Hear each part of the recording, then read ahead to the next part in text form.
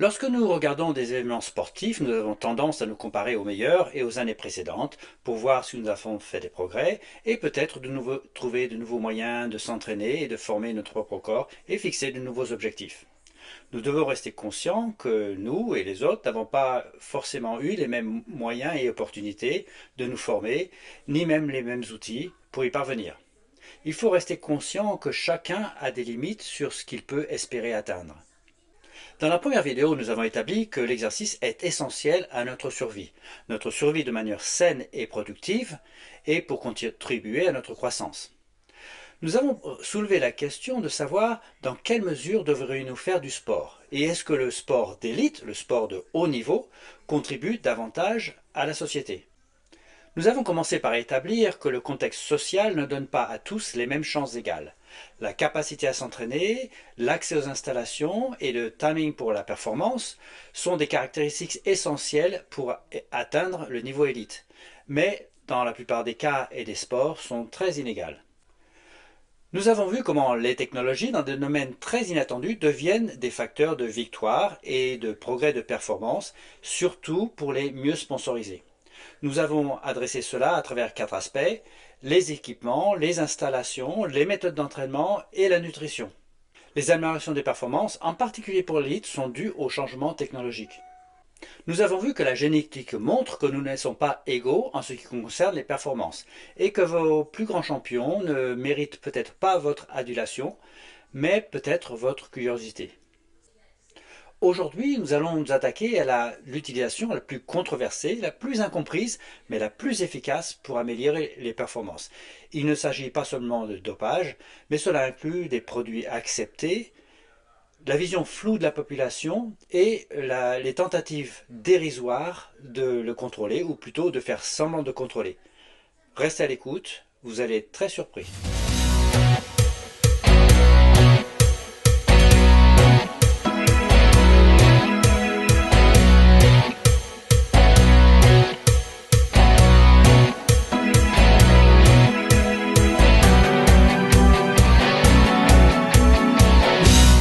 La volonté de performer, de gagner à tout prix, a poussé de nombreux athlètes à trouver des produits de toutes sortes. Le dopage est dans toutes les têtes, bien que nous fermons les yeux sur la réalité.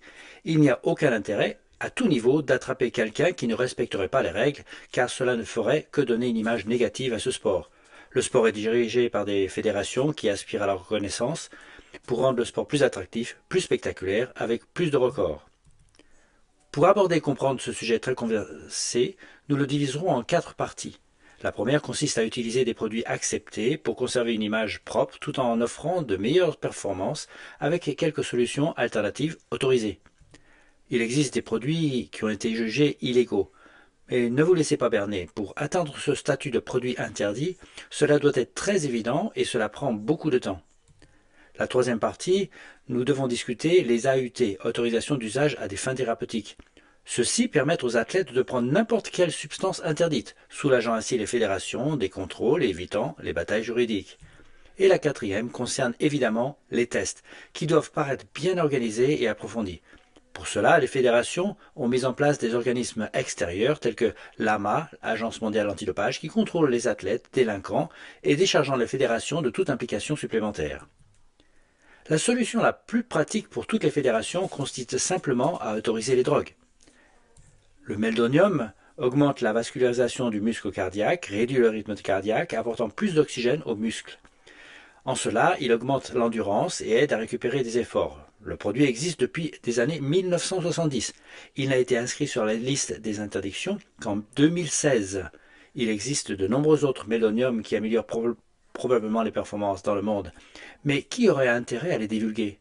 Cela ne ferait qu'apporter une nouvelle image négative et un nouveau médicament à tester.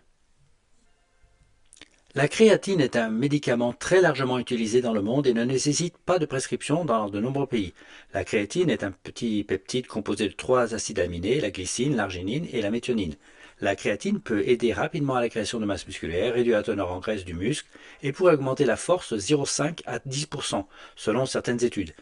Il est utile pour des efforts courts et répétitifs, tels que les sprints ou la musculation, mais certains effets ont également été démontrés dans les sports d'endurance.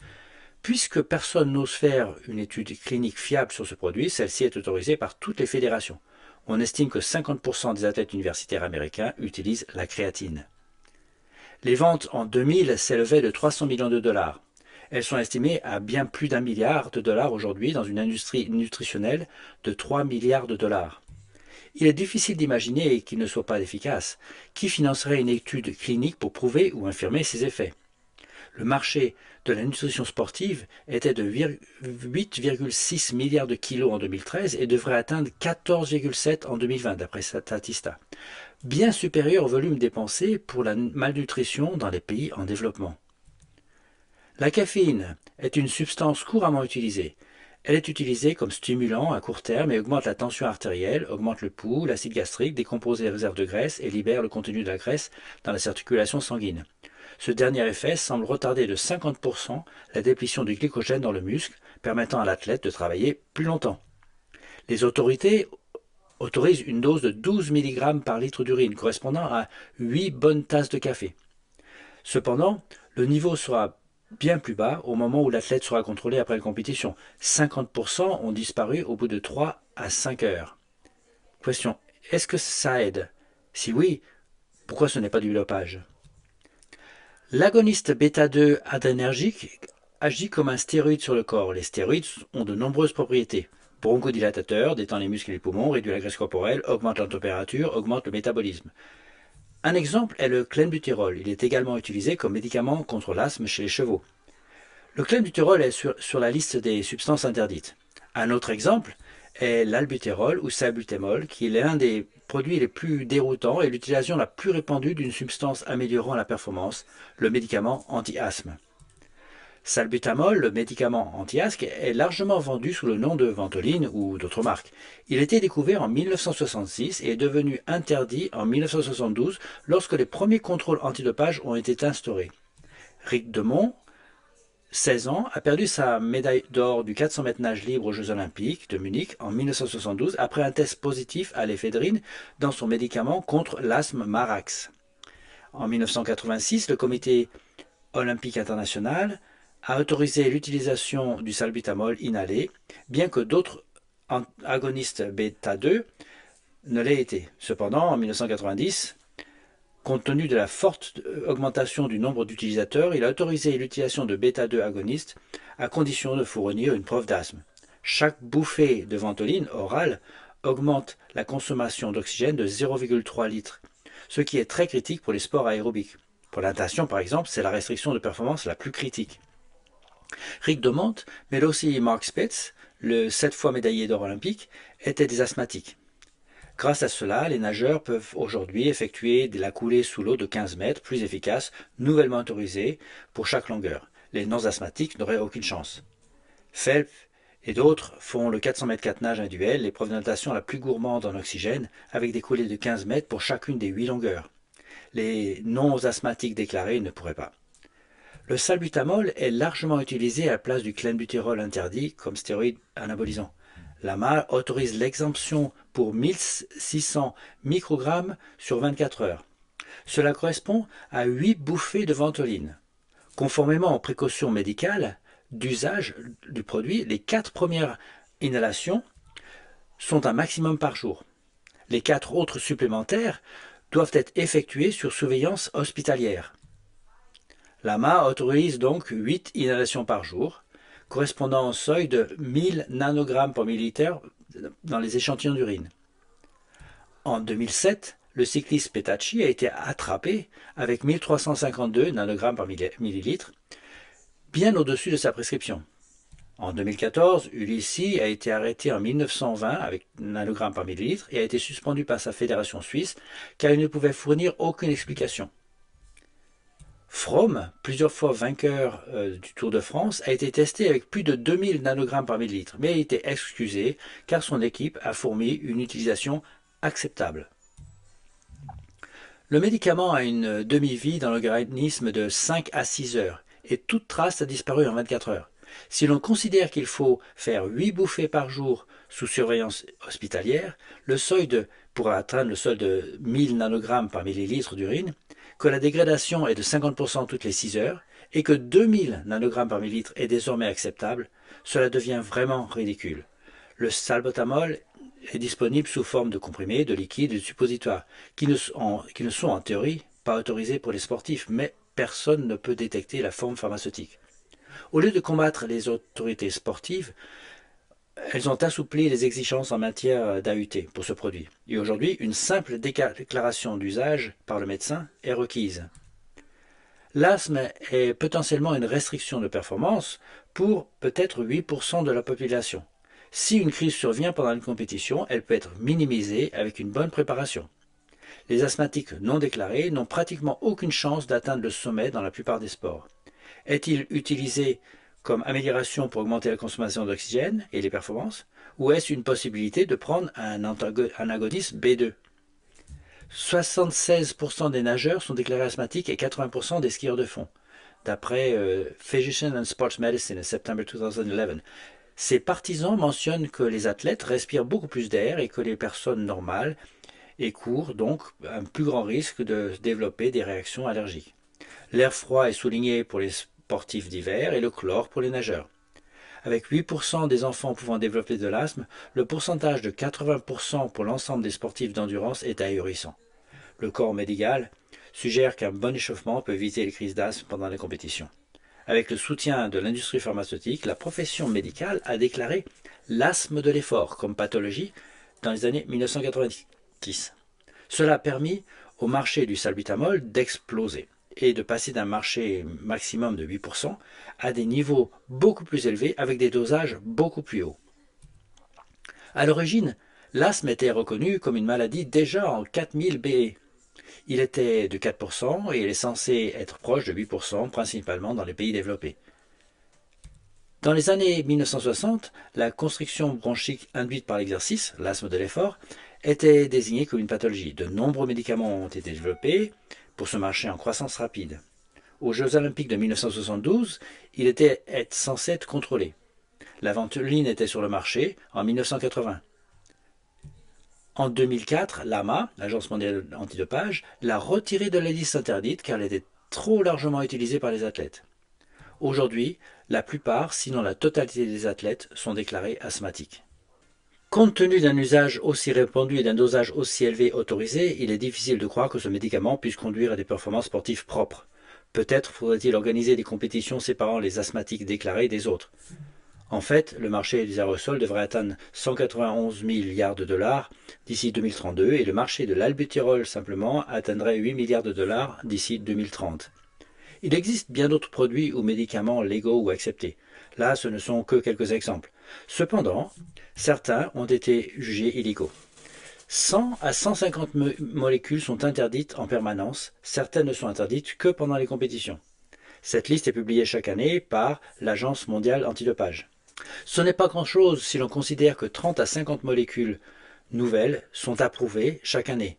Beaucoup d'autres sont créées mais non approuvées. Nous avons déjà mentionné le meldonium qui figurait sur la liste 48 ans après sa première approbation. Depuis, le levothyrox figure dans la liste de nombreux athlètes.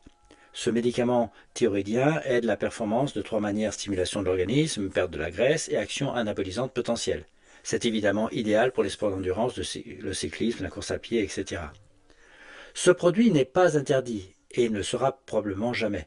Les ventes devaient atteindre 4 milliards de dollars d'ici 2032. Bien que 23 millions d'Américains se voient prescrire ce médicament, on pense qu'il est largement surprescrit, comme d'habitude. En fait, depuis 1930, lorsque nous avons commencé à concevoir de nouvelles molécules, plus de 1400 nouvelles molécules ont été enregistrées en 2013, classées comme NME, NCE ou NBA, New Biological Entities.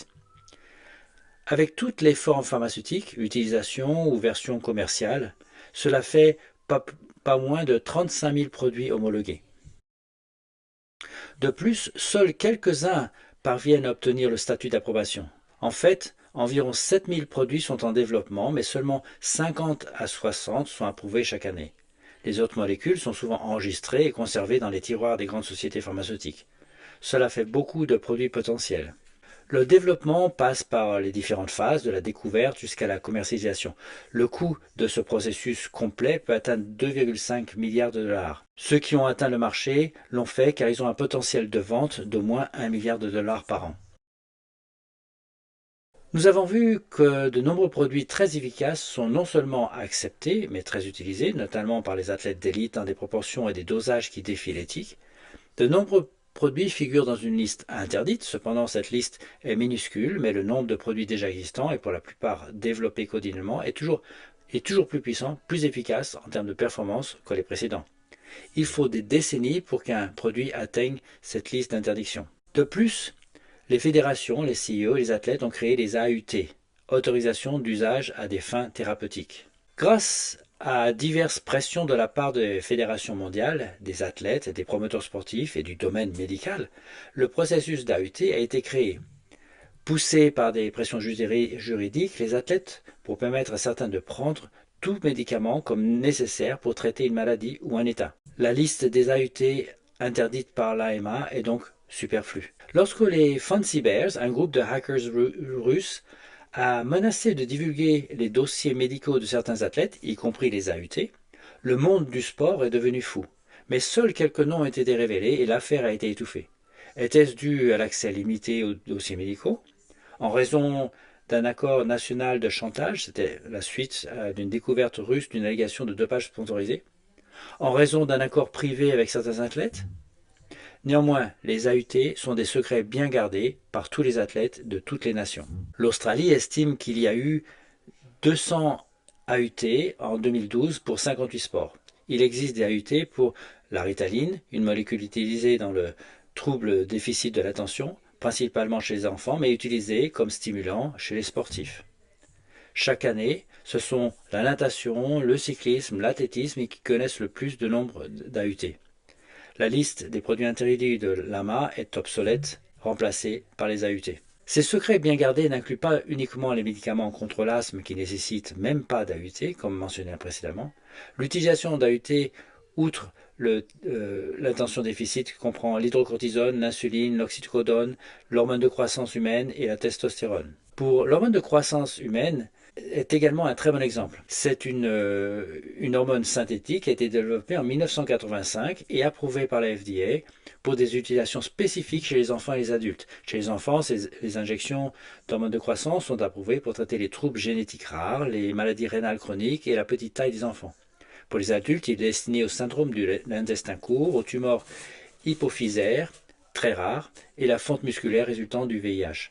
Cependant, le besoin mondial de ce médicament pour ses besoins prévus est inférieur à 1% de ce que prédisent les ventes actuelles. L'utilisation principale est l'amélioration des performances. L'hormone de croissance aide à développer les muscles utiles pour les événements de courte durée, mais aide également les muscles fatigués à récupérer plus rapidement. Apparemment, il est également utilisé en cocktail avec d'autres médicaments comme les stéroïdes. Pourquoi les athlètes de haut niveau, quel que soit leur sport, souffriraient-ils de maladies aussi rares et auraient-ils besoin de ces médicaments très spécifiques pour, en théorie, égaliser les chances? C'est pour le moins très discutable. Ce sont de nombreux exemples de médicaments présents dans les AUT des sportifs. D'anciens malades du cancer qui étaient des athlètes médiocres sont devenus champions une fois atteints, peut-être grâce aux AUT. La testostérone, l'hormone de croissance, l'EPO, étaient pointés du doigt comme étant impliqués dans le développement de cancers de la prostate, des testicules et des ovaires. Les athlètes ne savent pas si leurs concurrents ont des AUT pour ces médicaments ou d'autres. L'utilisation des AUT est assez répandue. Au moins les AUT des athlètes devraient être ouvertes, ou au minimum les athlètes ayant une AUT devraient être mentionnés. Les substances améliorant la performance sont utilisées depuis que le sport existe. Les produits des anciens étaient similaires à ceux utilisés par diverses sociétés pour augmenter la férocité des guerriers lors des batailles. Bien sûr, à l'époque, c'était accepté, incontrôlé et incontrôlable, alors que c'était probablement peu efficace si on les compare aux moyens modernes. Avec la puissance des produits ou des outils que nous pouvons prendre, des tests ont été institués.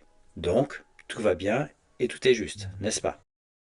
En 1967, le CIO a créé la première commission sur le dopage avec les premiers contrôle antidopage en 1968 lors des Jeux olympiques de Grenoble et de Mexico, principalement pour détecter les stupéfiants, les analgésiques et les stimulants, car les tests pour les stéroïdes anabolisants n'étaient pas disponibles. Lors des Jeux Olympiques en 1972, 2000 échantillons étaient prélevés, disqualifiant 7 athlètes, mais uniquement sous stimulant.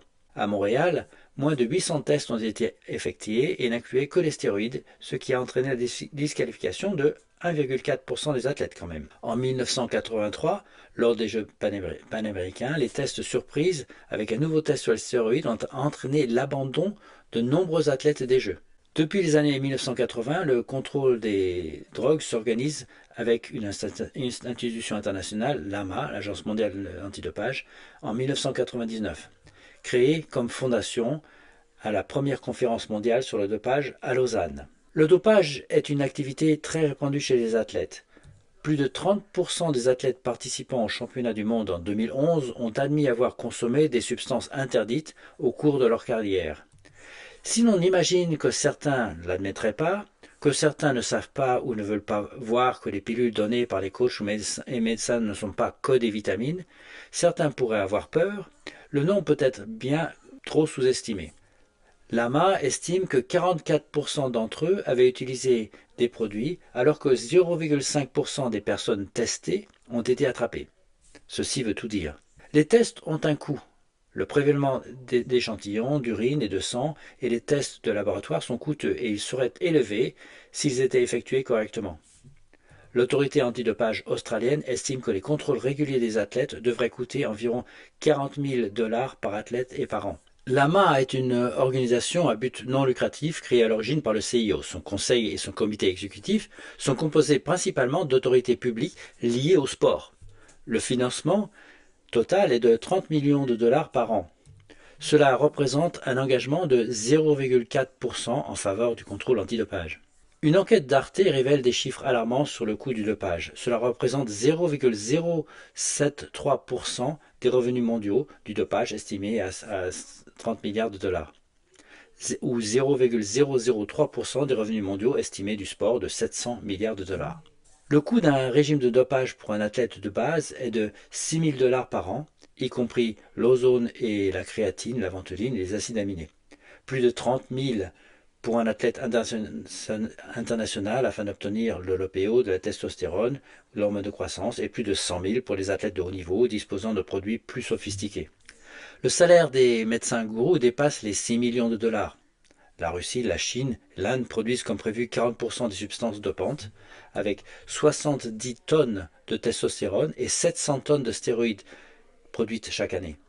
On estime que 8 millions d'athlètes se dopent régulièrement pour utiliser ces substances, même si moins de 2% des tests sont positifs. Pour les 10 hommes qui ont couru en dessous de 9,9 secondes 80 sur le 100 mètres, 9 ont été contrôlés positifs. L'USADA, l'agence américaine antidopage, a généré des revenus provenant de subventions de 21 millions de $ en 2017 et des dépenses de 11,3 milliards pour les contrôles antidopage. Avec ce budget, il a réalisé 6 480 tests. Seuls 400 à 500 tests par an concernaient la natation, qui compte 2 800 clubs de natation. 2000 tests ont été effectués pour l'athlétisme pour ces 130 000 athlètes inscrits, soit 1,5% de chance d'être testé une fois dans sa vie, alors que chaque athlète va être testé plusieurs fois par an. C'est quand même bien mieux que pour le basket avec 12, ou le football américain 9, ou le baseball encore 0. L'AMA, en tant qu'entité responsable, surveille tous les contrôles dans le monde, les siens et principalement ceux des différentes fédérations sportives nationales. Plus de 70% au total. La croissance du sport est énorme et le nombre d'échantillons analysés était déjà minime, mais il n'augmente pas beaucoup. Le CIO n'est qu'un des profiteurs du sport.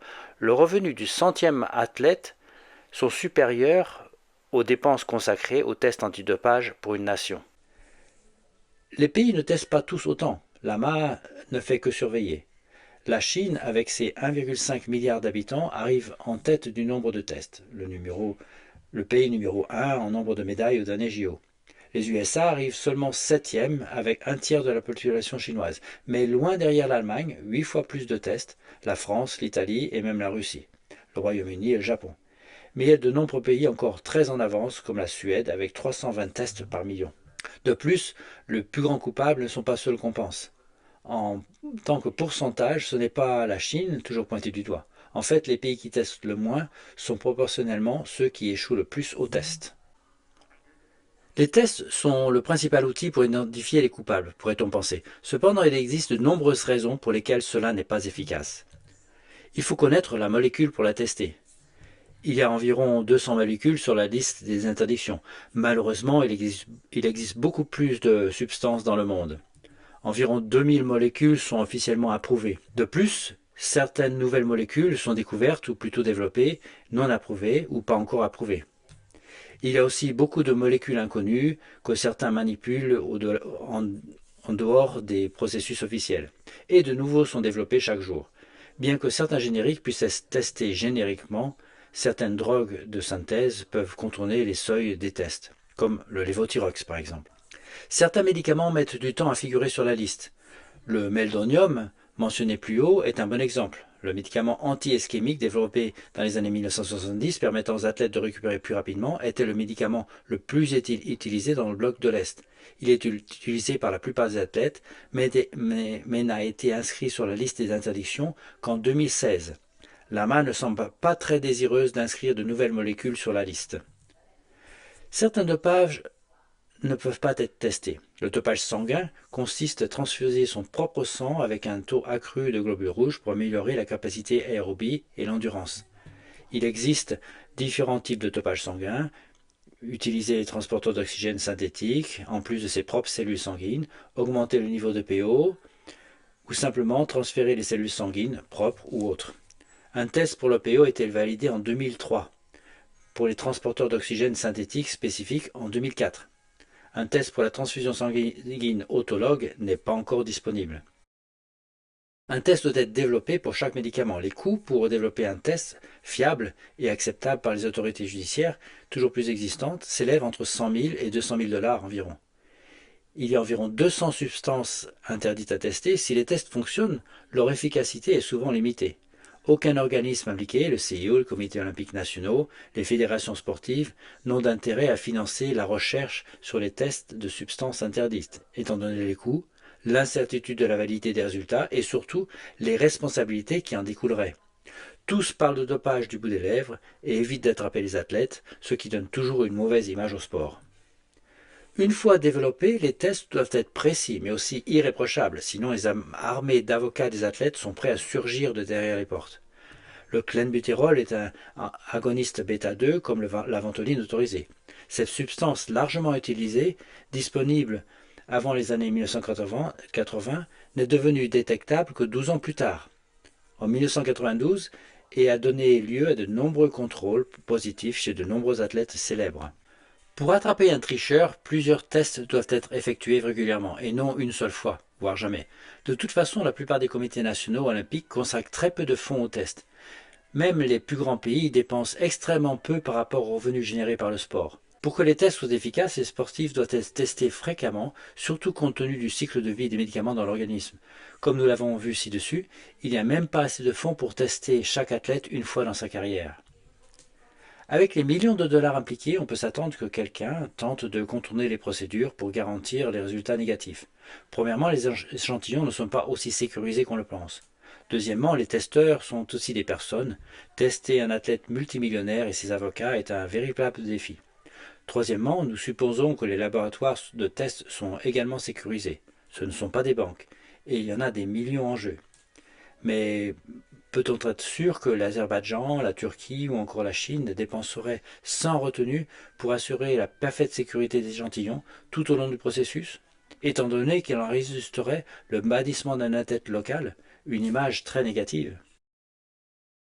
Le moyen simple d'éviter les tests, c'est de ne pas être présent. De nombreux athlètes manquent d'être présents à un test surprise. La pénalité est infime et les dommages causés à la réputation de l'athlète sont minimisés. Pour le public, cela reste tout à fait acceptable car les athlètes se tournent rapidement vers la presse pour souligner les nombreuses restrictions et d'être forcés de révéler où ils se trouvent. Si l'on prend en considération la petite fenêtre de traçabilité de nombreux médicaments et la relative rareté des tests surprises, manquer un test surprise pour une tape sur les doigts est peut-être le moindre mal. Ceci quand les surprises en sont bel et bien. Un moyen très courant d'éviter les surprises est de voyager dans des endroits éloignés pour minimiser les chances d'être testé. Vous vous demandez certainement pourquoi votre meilleure équipe part en voyage d'oxygénation ou en camp d'entraînement. Bien sûr, les agences antidopage peuvent voyager et les athlètes et les entraîneurs sont censés indiquer où ils se trouvent. Mais vu le maigre budget de toutes les agences antidopage du monde, voyager au Kenya, en Afrique du Sud ou en Océanie semble pour le moins très étrange. En plus de ces nombreux problèmes, tous les médicaments sont absorbés par l'organisme. Typiquement, 6 heures sont nécessaires ou 24 heures pour ne plus avoir de traces. Très peu, seuls les nouveaux professionnels amateurs se font prendre lors d'une rencontre. La plupart des athlètes savent quand arrêter de prendre un médicament, améliorant la performance ou suffisamment tôt pour éviter d'être détectés. Les médecins et les pharmaciens développent des médicaments qui sont absorbés plus rapidement par l'organisme et donc moins détectables. Il est interdit de plus aux testeurs de venir entre 23 heures et 5 heures du matin, une fenêtre suffisante pour que le médicament disparaisse. En plus de cela, les athlètes ont droit à 2 ratés par an. Les athlètes et les médecins utilisent désormais le microdosage pour chronométrer parfaitement une détection potentielle. Et maintenant, de mon expérience personnelle, laissez-moi partager quelques exemples. Si vous avez remarqué sur les vidéos précédentes, j'étais un nageur du niveau international avec une spécialité du 400 mètres 4 nages. C'est une épreuve individuelle avec papillon, dos, bras et crawl. À mon avis et celle de nombreux nageurs, c'est la distance la plus difficile, car elle implique non seulement d'être une distance moyenne, mais 4 changements de rythme et donc de groupe musculaire, ce qui entraîne une consommation d'oxygène très élevée.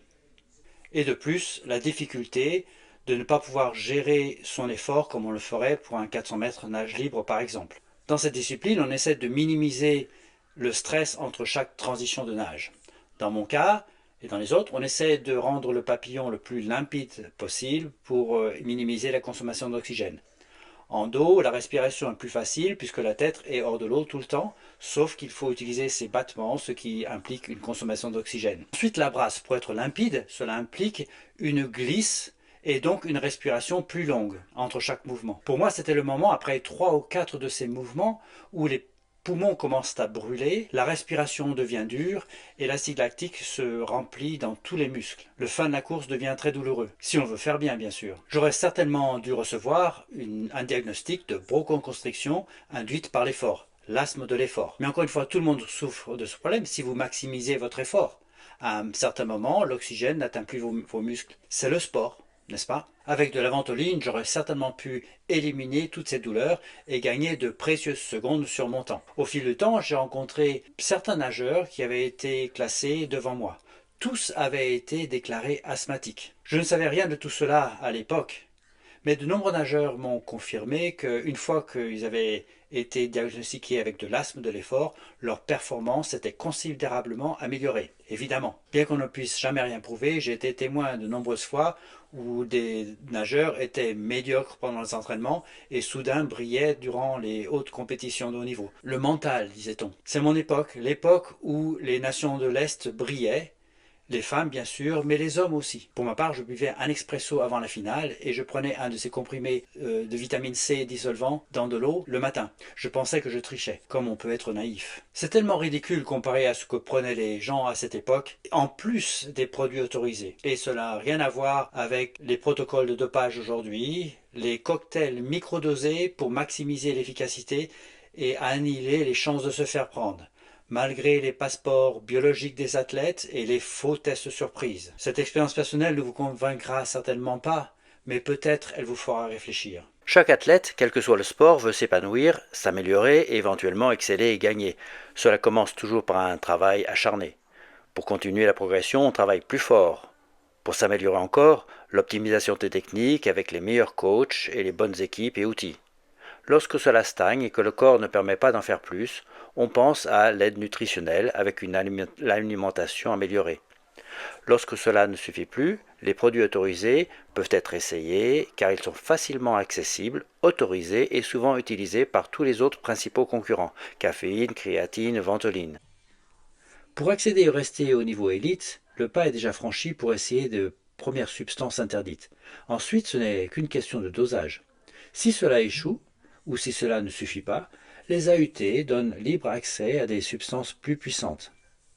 Après, avec l'aide d'un professionnel approprié, une bonne gestion, les tests ridicules sont facilement contournés.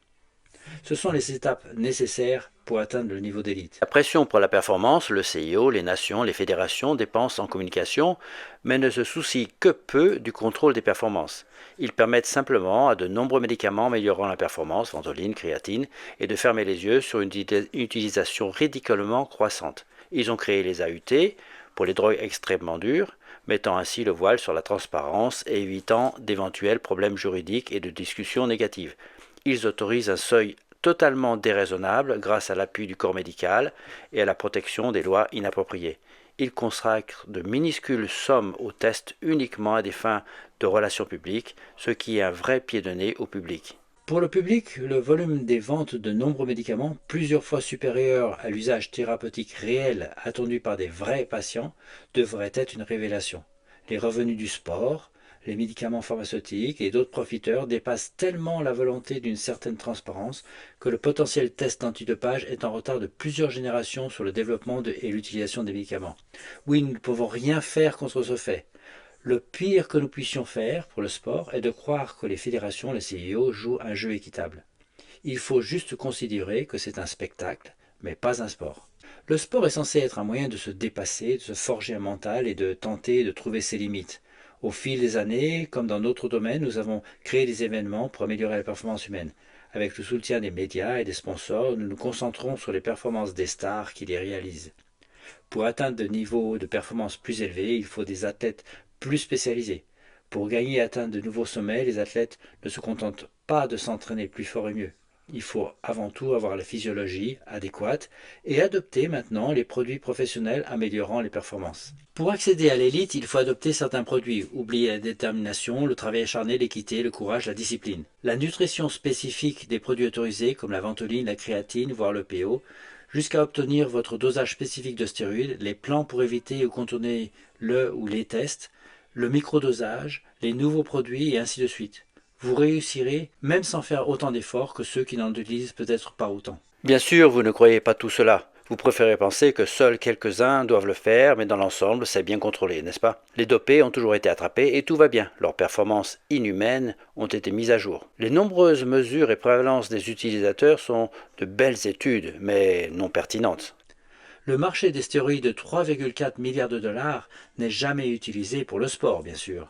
La croissance de 6% n'a rien à voir avec la croissance des performances. La progression dans tous les sports est constante. Pour le cyclisme, les spécialistes soulignent que les puissances développées lors d'ascensions toujours plus éprouvantes n'étaient pas normales, mais sont battues chaque année. Les coureurs normaux atteignent 250 à un maximum de 300 watts pendant de courtes périodes. La progression de la vitesse moyenne continue de s'améliorer malgré l'avertissement annuel selon lequel l'année prochaine ne va pas être aussi rapide car le sport est maintenant propre. Pogacar, le dernier multiple vainqueur, atteint 415 watts pendant des périodes prolongées. Ce n'est pas Laurent Fignon, pris aux amphétamines, ni Lance Armstrong, bien sûr, ni Froome, le cycliste lourdement asthmatique, quand à chaque fois les journalistes jurent que ces niveaux ne seront jamais plus atteints, maintenant que le cyclisme est propre. En 2024, Pan Zandler a remporté le 100 mètres nage libre avec 46,4, battant son propre record du monde de 4 dixièmes. Il a terminé une seconde plus vite que les autres. C'est 2,1% plus rapide que le reste. Immédiatement, les critiques crient au dopage car il est chinois et bien qu'il soit de la nation la plus testée aux Jeux Olympiques avec des résultats sans faille. De son côté, Cathy Ledecky a remporté le 1500 mètres nage libre en 15 minutes 30 secondes, battant la deuxième de 10 secondes. Mais ce n'est que 1% plus rapide. Cependant, Léon Marchand a remporté le 400 mètres 4 nage en 4,2,95, 6 secondes devant les autres. C'est 2,5% plus rapide, bien plus que Panzanle. Bien entendu, étant français et s'entraînant aux États-Unis, il est en dessous de tout soupçon. Le même personne a gagné dans la même journée le 200 mètres brasse et le 200 mètres papillon en des temps records. Deux épreuves très exigeantes, démontrant une récupération extrêmement rapide. C'est presque incroyable de nager deux épreuves le même jour. Cela se produit généralement pour les sprinteurs des distances plus courtes qui pourraient participer à un relais dans la même journée. On pourrait dire que les concurrents étaient bien plus faibles que Marchand. Tous. Les records du monde ne cessent d'être battus dans tous les sports et dans toutes les épreuves. Les humains n'ont pas évolué soudainement. Les techniques, bien sûr, mais la plupart des athlètes les plus performants du 100 mètres ont été arrêtés pour dopage à un moment donné. Mais la technologie, dans ce cas la pharmacologie, s'améliore malgré l'absence de toute tentative visant à résoudre sérieusement le problème, ce qui n'est probablement pas possible. Il y a maintenant un mouvement pour créer des jeux en 2025 où tout est permis. Bien sûr, à mon avis, ce serait stupide et dangereux, mais pourquoi pas si les personnes veulent risquer leur vie pour divertir? Il y a eu de nombreux abus et des décès dus prétendument ou indirectement au dopage comme Simpson ou Pantani et apparemment 10 autres selon le New York Times. Et ne dites pas ça aux athlètes allemands qui poursuivent leurs anciens gouvernements pour dopage forcé et caché, suite à de nombreux cancers, décès, maladies cardiaques. Car de toute façon, même l'actualité n'est pas du sport, mais déjà du divertissement. Cela n'a rien à voir avec le courage ou le travail acharné. Nous avons regardé des gladiateurs pour nous divertir dans le passé. Nous avons évolué, techniquement, mais certainement pas éthiquement.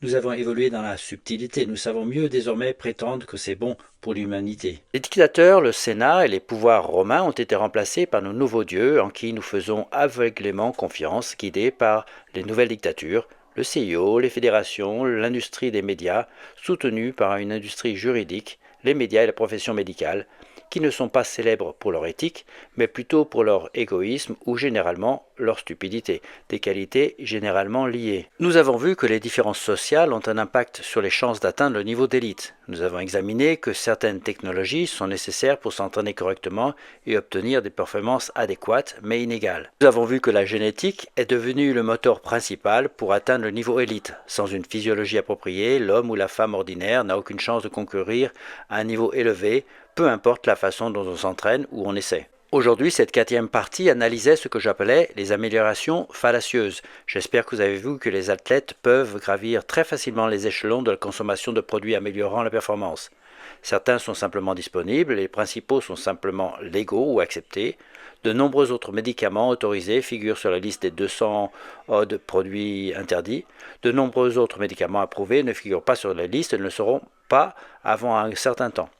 Beaucoup sont développés quotidiennement, plus puissants, plus efficaces, moins détectables. Les médecins aident les athlètes à trouver les meilleurs cocktails et à microdoser pour échapper à d'éventuels tests. Si cela ne suffit pas, vous pouvez toujours demander au médecin de vous accorder une AET, ce qui signifie essentiellement la liberté d'utiliser tout ce que vous voulez.